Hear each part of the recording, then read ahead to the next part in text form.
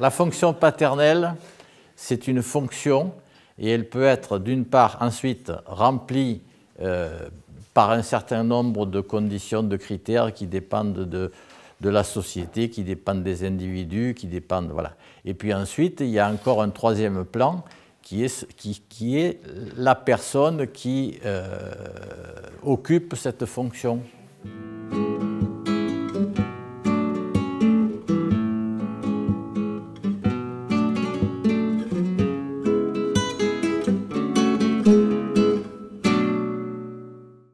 Les fonctions père, mère et enfant sont celles qui structurent notre société. À l'intérieur de ces fonctions, j'ai un second plan, c'est le plan vert, où je vais remplir le contenu de ces fonctions, puisque ces fonctions vont varier selon les sociétés, mais aussi selon les micro-sociétés, c'est-à-dire les familles. Enfin, hein. Donc, ici, par exemple, pour nous et pour certains, peut-être la majorité sans doute, puisque c'est ce qui fait la norme, bon, le père, il a comme fonction de distinguer les générations, de distinguer les sexes, de représenter la loi et d'être l'origine et la justification du langage. Bon, c'est aussi un éducateur. La mère, elle a d'autres rôles. On va appeler ça des rôles et ça, on va appeler des fonctions. Voilà.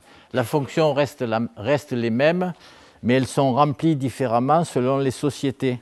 Le contenu de cette relation-là, père-enfant ou même mère-enfant, va être différent selon que cet enfant est de sexe masculin, voilà, ou de sexe féminin, bien sûr.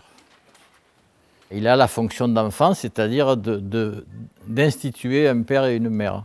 Les parents symboliques ne se confondent pas avec les couples, par exemple, les personnes qui composent un couple. Et on pourrait imaginer, donc, comme nous l'avons fait, que les couples se séparent, mais que les pères et mères subsistent. Alors, autre conséquence aussi, c'est que dans les familles recomposées, la fonction paternelle, alors selon peut-être à ce moment-là des contenus différents, peu importe, soit représentée ici par, d'ailleurs j'ai mis hommes, j'ai mis des femmes aussi, parce que n'importe qui peut représenter cette fonction, bien sûr. Hein. Le plan rouge ici, il peut bien sûr bouger, se modifier, et il le fait. De toute façon, il y a peu de couples qui restent stables en général. Ça peut se modifier ici, mais la structure reste permanente, selon moi toujours. Il y a des sociétés, les Nuer du Sénégal, où c'est la femme stérile qui est le père.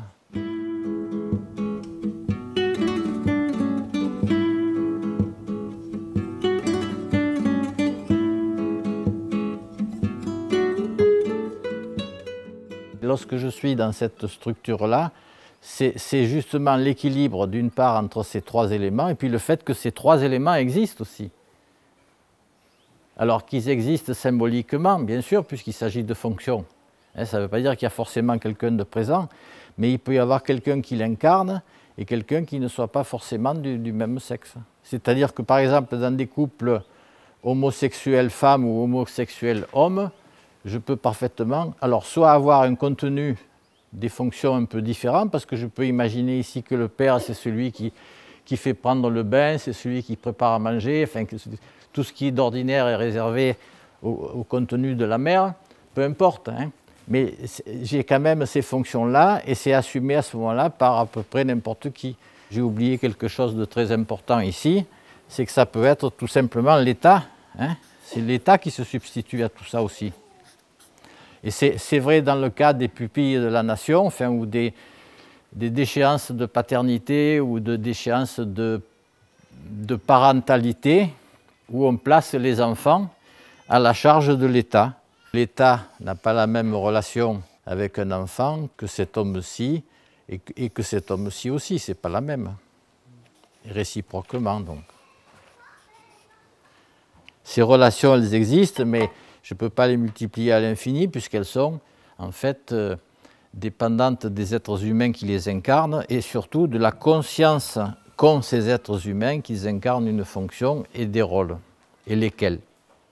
Ce qui me semble important, c'est que ces trois fonctions soient, j'ai envie de dire, respectées. C'est-à-dire que s'il me manque une fonction paternelle, alors peu importe qui l'assure ou pas, le triangle ne fonctionne pas. Voilà.